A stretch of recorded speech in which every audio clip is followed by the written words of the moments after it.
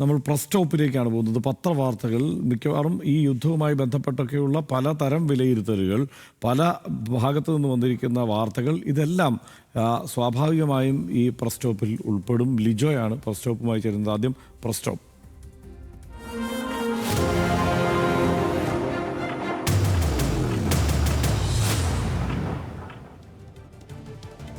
Lijo, good morning. എന്തായാലും യുദ്ധവുമായി ബന്ധപ്പെട്ട ആശങ്കയുണർത്തുന്ന വാർത്തകൾ, വിലയിരുത്തലുകൾ, ഇതൊക്കെ തന്നെയായിരിക്കും കൂടുതൽ മാധ്യമങ്ങൾ ഇന്ന് പത്രങ്ങളിൽ ഉണ്ടാവുക. എന്തെല്ലാമാണ് വിശദാംശങ്ങൾ?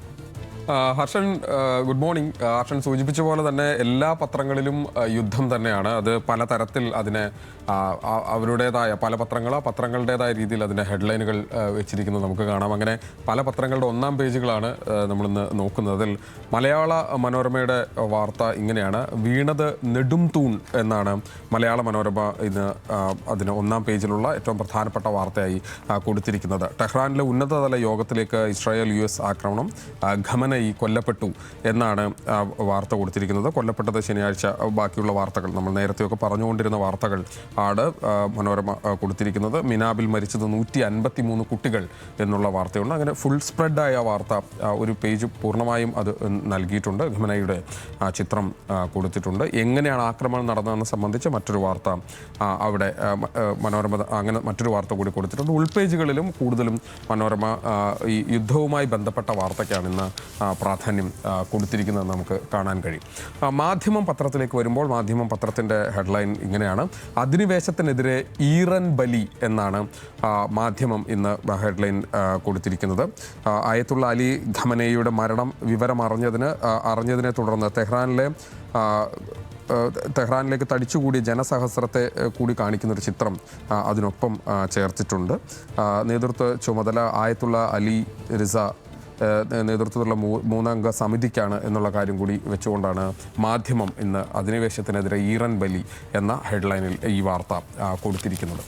വീക്ഷണം അത് മറ്റൊരു തരത്തിലാണ് ആ ഹെഡ്ലൈനിനെ അവർ നൽകിയിരിക്കുന്നത്. ഇങ്ങനെയാണ്: തലയറുത്തിട്ടും തിരിച്ചടിച്ച് ഇറാൻ എന്നാണ് വീക്ഷണം അത് ഇന്ന് ഹെഡ്ലൈൻ കൊടുത്തിരിക്കുന്നത്. അതായത് ആയത്തുള്ള അലി ഖമനയി മരിച്ചതിന് ശേഷവും അല്ലെങ്കിൽ അദ്ദേഹം കൊല്ലപ്പെട്ടതിന് ശേഷവും തിരിച്ചടിച്ച് അല്ലെങ്കിൽ വലിയ തരത്തിൽ ആക്രമണം ശക്തിപ്പെടുത്തി ഇറാൻ എന്ന തരത്തിൽ കുറെ കൂടി ഒരു പോരാട്ട വീര്യം എന്ന നിലയിലാണ് തലയറുത്തിട്ടും തിരിച്ചടിച്ച് ഇറാൻ എന്ന് വീക്ഷണം പത്രം ഇന്ന് ഈ വാർത്തയെ അവർ ക്രമീകരിച്ചിരിക്കുന്നത്. ദേശാഭിമാനിയിലേക്ക് വരുമ്പോൾ ദേശാഭിമാനിയിൽ അതിന് അരുംകൊല എന്നാണ് അതിന് ഹെഡ്ലൈൻ കൊടുത്തിരിക്കുന്നത്. പക്ഷേ അതിനപ്പുറം കുറെ കൂടി പ്രാധാന്യം കൊടുത്തിരിക്കുന്നത് ഗൾഫിൽ ആശങ്ക പുകയുന്നു എന്നുള്ളതാണ്. ദേശാഭിമാനിയുടെ പേജിൽ, അതായത് ഒന്നാം പേജിന് ശേഷം വരുന്ന പേജിൽ ഈ വാർത്ത അവർ വിന്യസിച്ചിരിക്കുന്നത് അങ്ങനെയാണ്: സ്വയം പ്രതിരോധത്തിനായി US സൈനിക താവളങ്ങളിലേക്കുള്ള ഇറാന്റെ ആക്രമണം തുടരുന്നു, അത് ഗൾഫിൽ ആശങ്ക ഉണ്ടാക്കുന്നു എന്നാണ് ആ ഹെഡ്ലൈനിലുള്ള വാർത്ത. ദുബായ്, ഒമാൻ, ബഹ്റിൻ, അതോടൊപ്പം തന്നെ UAE, Qatar, Saudi Arabia, Kuwait, അങ്ങനെ എല്ലാ രാജ്യങ്ങളിലേക്കും ഈ ആക്രമണം വ്യാപിപ്പിച്ചതുമായി ബന്ധപ്പെട്ട കാര്യം, അതായത് അത് മലയാളികളെ സംബന്ധിച്ച്, കേരളത്തിലുള്ള ആളുകളെ സംബന്ധിച്ച് വലിയ ആശങ്ക ഉണ്ടാക്കുന്ന ഒരു കാര്യമാണ്. അതുകൊണ്ടാണ് ഗൾഫിൽ ആശങ്ക പുകയുന്നു എന്നും ദേശാഭിമാനി ഇന്ന് ഒന്നാമത്തെ അവരുടെ പ്രധാനപ്പെട്ട വാർത്തകളിൽ ഒന്നായി നൽകിയിരിക്കുന്നത്. അതോടൊപ്പം തന്നെ കേരള കൗമുദിയിൽ ഈ വാർത്ത ഇന്നുണ്ട്. അത് ഇങ്ങനെയാണ്: ഇന്ത്യക്കാരുടെ ഒഴിപ്പിക്കൽ വൈകും എന്നാണ് അതിൽ നൽകിയിരിക്കുന്നത്. ഇറാനിൽ 3000 വിദ്യാർത്ഥികളുണ്ട്. പ്രധാനമന്ത്രി സ്ഥിതിഗതികൾ വിലയിരുത്തി. 10,000-ഓളം ആളുകളിൽ ബാക്കിയുള്ള ആളുകൾ തിരികെ എത്തി. അതോടൊപ്പം തന്നെ 15 ലക്ഷം ഗൾഫിലെ മലയാളികൾ, 45 ലക്ഷം UAE-യിലെ ഇന്ത്യക്കാർ, ആകെ ജനസംഖ്യയുടെ 35% വരും. ഇത്രയും ആളുകൾ ഈ മേഖലയിലുണ്ട് എന്നുള്ളതാണ്. UAE-യിൽ ഇത്രയും ആളുകളുണ്ട്. അതിൽ തന്നെ മലയാളികൾ 15 ലക്ഷം ഉണ്ട് എന്നുള്ള കാര്യം കൂടി ചേർത്ത് വെച്ചുകൊണ്ടാണ് കേരള കൗമുദിയിൽ ആ വാർത്ത ഇന്ന് റിപ്പോർട്ട് ചെയ്തിരിക്കുന്നത്.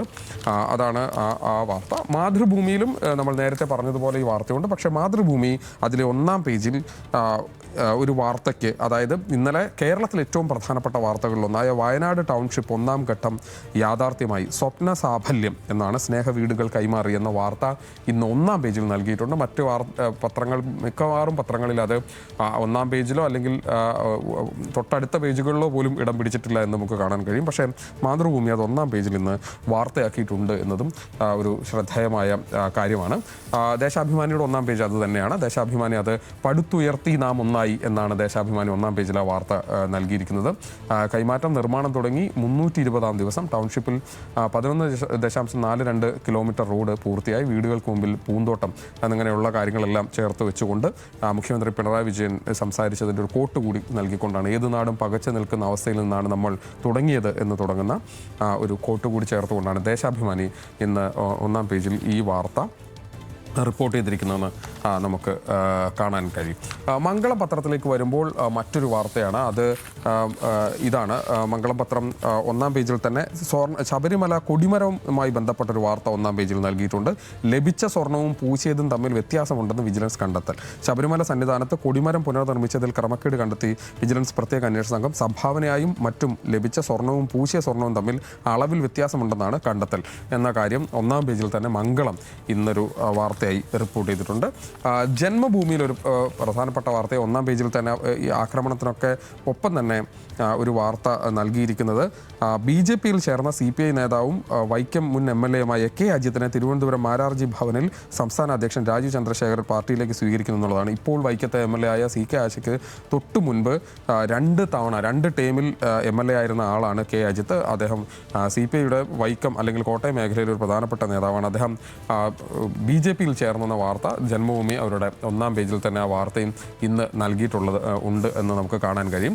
മനോരമ പത്രത്തിൽ ഒരു വാർത്ത കൂടിയുണ്ട്. അത് ഏറ്റവും ഒടുവിലെ പേജാണ്. നമ്മൾ മലയാളികളെ സംബന്ധിച്ച് വലിയ സന്തോഷം ഉണ്ടാക്കുന്നൊരു വാർത്ത അവർ അത് ഒന്നാം പേജ് സ്പോർട്സ് പേജിൽ നൽകിയിട്ടുണ്ട്. അത് സാംസൺ ഡേ എന്നാണ്. സഞ്ജു സാംസൺ 50 പന്തിൽ 97 not out, player of the match എന്നാണ്. വെസ്റ്റ് ഇൻഡീസിനെതിരെ ഇന്ത്യക്ക് 5 വിക്കറ്റ് ജയം, ഇന്ത്യ സെമിയിൽ എന്ന വാർത്ത അത് വലിയ വാർത്തയെ കൊടുത്തിട്ടുണ്ട്. പല പത്രങ്ങളിലും ഞാൻ നേരത്തെ സൂചിപ്പിച്ച പോലെ മാതൃഭൂമിയിലും ഒന്നാം പേജിൽ ആ വാർത്ത ഫോട്ടോ അടക്കം ഇന്ന് ആ വാർത്ത നൽകിയത് നമുക്ക് കാണാം. 2 എഡിറ്റോറിയൽ കൂടി വായിച്ച് നമ്മൾ അവസാനിപ്പിക്കുകയാണ്. അതിൽ ഒന്നാമത്തെ എഡിറ്റോറിയൽ മാതൃഭൂമിയുടേതാണ്. അത് ലോകനീതിയുടെ ലംഘനം എന്നാണ് മാതൃഭൂമി ഇന്ന് ഇറാനിലെ ഇപ്പോൾ ഉണ്ടായിരിക്കുന്ന ആക്രമണത്തിന് നൽകിയിരിക്കുന്ന ഹെഡ്ലൈൻ. അതായത് എഡിറ്റോറിയൽ നൽകിയിരിക്കുന്ന ഹെഡ്ലൈൻ ഇറാൻ ജനതയുടെ അസ്വാസ്ഥ്യങ്ങളല്ല, ഇറാൻ ഇസ്ലാമിക റിപ്പബ്ലിക്കിനോടുള്ള നിതാന്തമായ ഭയപ്പാടാണ് US-ൻ്റെയും ഇസ്രായേലിൻ്റെയും പ്രശ്നം എന്ന് പറഞ്ഞുകൊണ്ടാണ് ആ ഹെഡ്ലൈൻ ഉള്ളത്. 47 വർഷത്തെ ചരിത്രത്തിൽ ഇറാൻ ഇസ്ലാമിക റിപ്പബ്ലിക്കിന് 2 പരമോന്നത നേതാക്കളെ ഉണ്ടായിട്ടുള്ളൂ. റിപ്പബ്ലിക്കിൻ്റെ സ്ഥാപകനും ആദ്യത്തെ പരമോന്നത നേതാവുമായ ആയത്തുള്ള റൂഹുള്ള ഖൊമേനി 1989-ൽ 89-ാമത്തെ വയസ്സിൽ അന്തരിച്ചത് ഹൃദയാഘാതം മൂലമാണ്.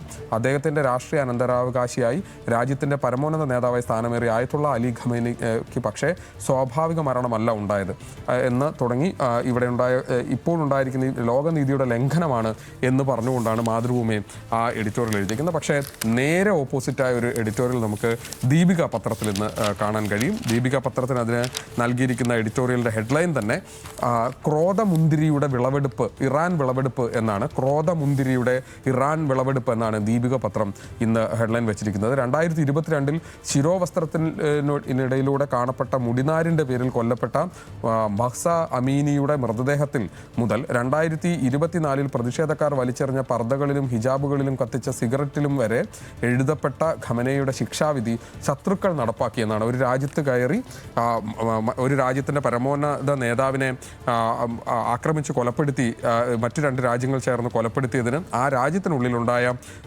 പ്രശ്നങ്ങളുടെ വിളവെടുപ്പാണ് എന്ന തരത്തിൽ കുറെ കൂടി ലൈറ്റർ എന്ന അവസ്ഥയിലാണ്. അതായത് 2 രാജ്യങ്ങൾ തമ്മിലുള്ള യുദ്ധം എന്നതിനപ്പുറത്തേക്ക് അതിനെ മറ്റൊരു വഴിയിലേക്ക് തിരിച്ചുവിടുന്ന തരത്തിലാണ് ദീപികയുടെ എഡിറ്റോറിയൽ എന്നതും ശ്രദ്ധേയമാണ്. അങ്ങനെ യുദ്ധവുമായി ബന്ധപ്പെട്ട നിരവധി വാർത്തകൾ, എഡിറ്റോറിയലുകളൊക്കെ ഉണ്ട്. അതുകൊണ്ട് തന്നെ മറ്റു വാർത്തകൾക്ക് അത്രത്തോളം പ്രാധാന്യം ചിലപ്പോൾ കുറഞ്ഞു പോയിട്ടുണ്ടാവും. ഏതായാലും ഇതൊക്കെയാണെന്ന് നമുക്ക് പത്രവാർത്തയായി പ്രസ് സ്റ്റോപ്പിലൂടെ നൽകാനുള്ളത്. തിരിച്ച് കർഷകരിലേക്ക്. റൈറ്റ്, ലിജോയാണ് വിശദമായി പത്രവാർത്തകളിലൂടെ കടന്നുപോയത്.